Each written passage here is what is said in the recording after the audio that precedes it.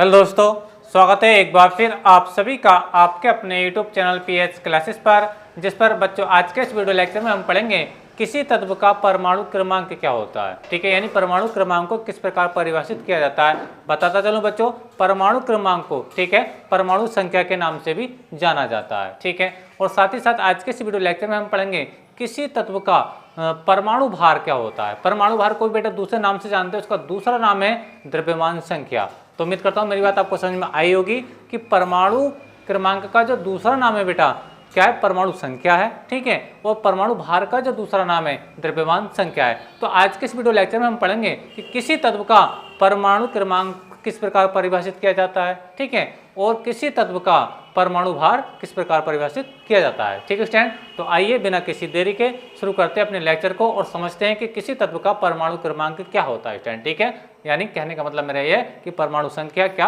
होती है स्टूडेंट। ठीक है, चलिए पहले देखिए मैं आपको एक परमाणु का एक मॉडल बना करके बताऊंगा, तब आपको रियल फील आएगी कि रियल में परमाणु क्रमांक होता क्या है। ठीक है, जब इसको समझ जाएंगे बच्चों तो आपको पूरे लेक्चर को समझने में कोई प्रॉब्लम नहीं आएगी स्टूडेंट। ठीक है, चलिए शुरू करते हैं स्टूडेंट। देखिए स्टूडेंट, आप लोग जानते हैं, ठीक है, अगर मैं किसी परमाणु का मॉडल बना रहा हूँ, मान लीजिए कोई एटम है, किसी भी कोई मैंने एक एटम बनाया, ठीक है, परमाणु बनाया। अब आप लोग जानते हैं बेटा कि हर परमाणु के केंद्र में क्या होता है, एक धनावेशित नाभिक होता है। क्या होता है बेटा, नाभिक होता है। यानी मान लीजिए मैंने इसके अंदर एक न्यूक्लियस बना दिया, ये ठीक है।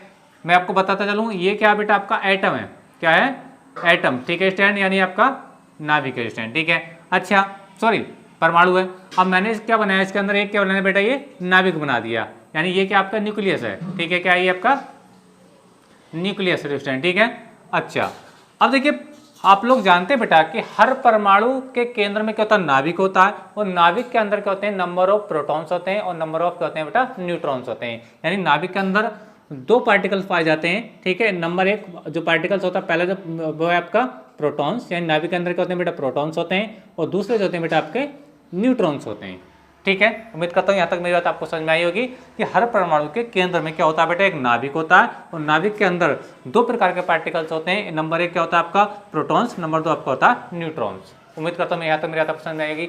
ठीक है, और बात कर लेते हैं थोड़ी सी कि इसके नाभिक के चारों ओर क्या होती है बेटा, इसकी कक्षाएं होती हैं, यानी सेल्स होते हैं। ठीक है, जिसमें इलेक्ट्रॉन क्या करते हैं बेटा, मूव करते रहते हैं, अर्थात घूमते रहते हैं। मान लीजिए इलेक्ट्रॉन का मैं रिप्रेजेंट ऐसे दिखा रहा हूँ, ये इलेक्ट्रॉन्स है, क्या बेटा ये इसका इलेक्ट्रॉन्स है नाभिक के अंदर। ठीक है, चलिए तो यहाँ तक बात आपको समझ में आई होगी। एक बार फिर से रिपीट कर रहा हूँ कि हर परमाणु के केंद्र में क्या होता है बेटा, एक न्यूक्लियस होता है। ठीक है, और न्यूक्लियस के भीतर दो टाइप्स के पार्टिकल्स होते हैं, एक तो होता है प्रोटॉन, दूसरा होता है आपका न्यूट्रॉन्स। ठीक है, अच्छा अब बात है कि आपका इसी चीज से अपने टॉपिक का लिंक किस प्रकार है स्टूडेंट। ठीक है, यानी इस बात से आपका जो परमाणु क्रमांक है या एटॉमिक नंबर है, यानी द्रव्यमान संख्या है, उसे हम कैसे समझेंगे, सॉरी परमाणु संख्या उसे हम कैसे समझेंगे, ध्यान से समझे बेटा। देखिए किसी भी नाभिक के अंदर, किसी भी न्यूक्लियस के अंदर जितने प्रोटॉन्स होते हैं वही प्रोटॉन्स क्या कहलाता है, यानी प्रोटॉनों की संख्या जो कहलाती है उस तत्व का परमाणु क्रमांक या परमाणु संख्या कहलाती है। उम्मीद करता हूँ मेरी बात आपको समझ में आई होगी कि किसी तत्व के परमाणु के नाभिक में,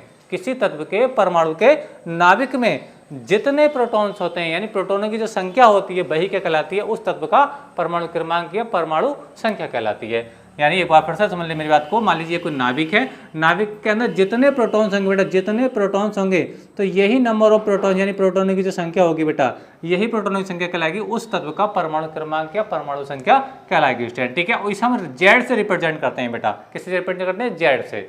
देखिए मैंने वही लिखा स्टूडेंट, देखिए सामने बात को, परमाणु क्रमांक। ठीक है, यानी परमाणु संख्या भी इसको कह सकते हैं, यानी एटॉमिक नंबर। क्या होता है, किसी तत्व के परमाणु के नाभिक में उपस्थित प्रोटॉनों की संख्या।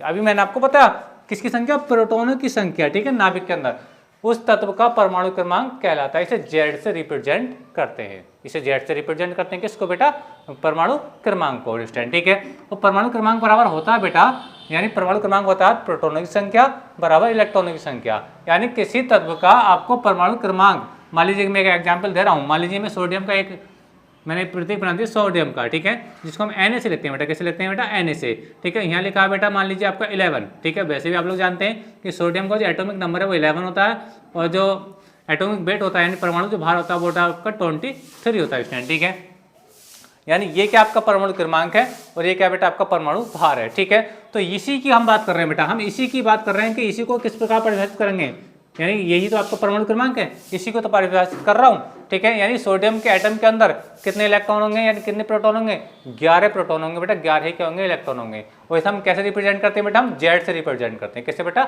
जेड से रिप्रेजेंट करते हैं। यही मैंने आपको बताया, किसी भी तत्व के परमाणु के नाभिक में जितने प्रोटॉन होते हैं वही प्रोटॉनों की संख्या उस तत्व का कहलाती है बेटा, परमाणु क्रमांक कहलाती है। इसे हम जेड से रिप्रेजेंट करते हैं। उम्मीद है कि मेरी बात आपको समझ में आई होगी। अगर इस तत्व का परमाणु क्रमांक कितना है, 11 है, इसका मीनिंग यह है कि सोडियम के एटम के अंदर, ठीक है, 11 ही प्रोटॉन्स होते हैं, 11 ही क्या होते हैं बेटा, इलेक्ट्रॉन्स होते हैं। प्रोटॉन नाभिक के अंदर होते हैं, इलेक्ट्रॉन नाभिक के चारों ओर कक्षाओं में घूमते रहते हैं, ठीक है। आई होप कि मेरी बात आपको समझ में आई होगी, ठीक है। अच्छा, बात करते हैं बेटा परमाणु भार यानी द्रव्यमान संख्या क्या होती है स्टूडेंट। देखिए बहुत आसान तरीके से समझेंगे बेटा, किसी भी, देखिए बिल्कुल इसी से समझेंगे इस चीज को भी। देखिए मैंने आपको बताया आप लोगों को कि हर परमाणु के केंद्र में क्या होता है, कि नाभिक होता है। नाभिक के अंदर क्या होते हैं बेटा, प्रोटॉन्स, और क्या होते हैं बेटा, इलेक्ट्रॉन्स और न्यूट्रॉन्स होते हैं, ठीक है। तो नाभिक के अंदर जितने प्रोटॉन यानी नंबर ऑफ प्रोटॉन्स यानी प्रोटॉनों की संख्या प्लस नंबर ऑफ क्या बेटा, ये आपका न्यूट्रॉन्स यानी न्यूट्रॉनों की संख्या। तो इनका जो योग होगा, यानी प्रोटॉनों की संख्या और न्यूट्रॉनों की संख्या जो योग होता है, वही योग क्या कहलाएगा, नंबर आपका कहलाएगा उस एटम का परमाणु भार कहलाएगा, यानी द्रव्यमान संख्या कहलाएगा। तो इस हम इसे ए से, यानी इसे हम ए से रिप्रेजेंट करते हैं। किससे रिप्रेजेंट करते हैं बेटा, हम इसको ए से रिप्रेजेंट करते हैं।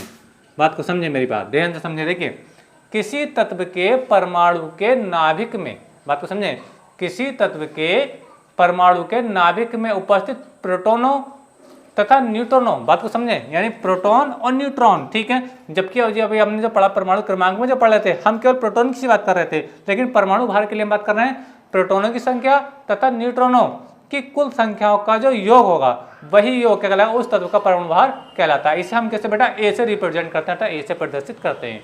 यानी कहने का मतलब मेरा ये है, किसी परमाणु के नाभिक के अंदर प्रोटॉनों की संख्या प्लस न्यूट्रॉनों की संख्या का जो सम होगा, यानी जो योग होगा, वही योग क्या कहलाएगा बेटा, आपका उस तत्व का परमाणु भार कहलाएगा, अर्थात द्रव्यमान संख्या कहलाएगी स्टूडेंट, ठीक है। तो देखिए मैंने आपको बताया स्टूडेंट, तो इसे ए से रिप्रेजेंट करते हैं। तो ए बराबर क्या होता है, ए बराबर होता है बेटा आपका प्रोटॉनों की संख्या प्लस न्यूट्रॉनों की संख्या, ठीक है। अगर संकेतों में देखना चाहे तो ए आपका ये आ गया, ठीक है, जिसको हम परमाणु भार से परमाणु भार को हम ए से लिखते हैं, और प्रोटॉनों की संख्या यानी प्रोटॉन की संख्या क्या होती है, उसका परमाणु क्रमांक यानी जेड, ठीक है। बात समझ आ रही होगी आपको लोगों को। यानी ये जो आप प्रोटॉन की संख्या देख रहे हैं, ये तो प्रोटॉन, ये जेड से हम लिख सकते हैं स्टूडेंट, ठीक है। और एन क्या है बेटा, इसके अंदर नाभिक के अंदर न्यूट्रॉनों की संख्या है, यानी ए बराबर होता है आपका बेटा जेड प्लस एन। जेड का मतलब प्रोटॉनों की संख्या यानी परमाणु क्रमांक, एन का मतलब न्यूट्रॉन की संख्या। इन दोनों का जो योग होगा, यानी प्रोटॉन की संख्या का और न्यूट्रॉन की संख्या का जो योग होगा, वही उस तत्व का कहलाएगा परमाणु भार कहलाएगा स्टूडेंट। उम्मीद है कि मेरी बात आपको समझ में आई होगी, ठीक है।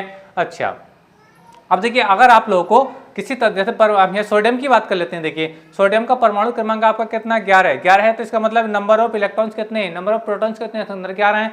परमाणु भार वो कितना बेटा आपका 23 है परमाणु आपका। और आपसे पूछा जाए कि इसके अंदर नंबर ऑफ न्यूट्रॉन्स कितने होंगे, इस नाभिक के सोडियम के नाभिक के अंदर कितने न्यूट्रॉन्स होंगे, तो आप कैसे बताएंगे, आप इसमें से इसको घटा दीजिए। आप जब 23 में से आप 11 को घटाएंगे, ठीक है, तो कितना आ जाएगा बेटा आपका, बताइए ध्यान से। देखिए मैं आपको बता रहा हूँ, देखिए कितना आएगा जी, 9 आएगा। कितना आएगा बेटा, 9 आएगा। देखिए मैं आपको बता रहा हूँ, देखिए ध्यान से समझे स्टैंड, देखिए ध्यान समझे।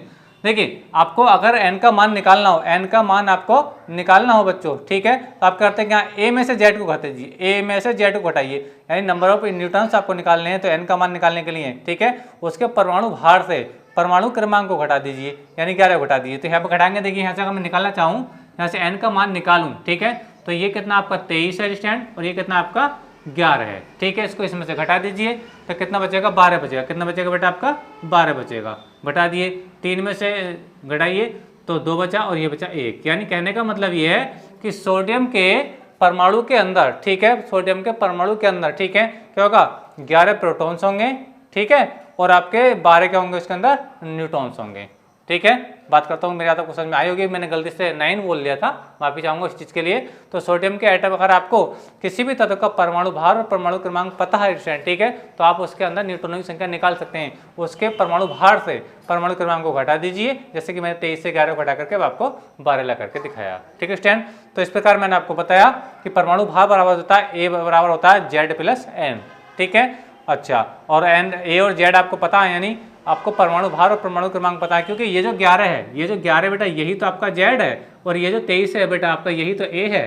ठीक है, तो कहने का मतलब मेरा ये है, अगर आपको A और Z की वैल्यू पता है तो N की वैल्यू इस फार्मूले से हम निकाल सकते हैं स्टूडेंट। ठीक है, तो उम्मीद करता हूँ मेरी बात आपको समझ में आई होगी बेटा।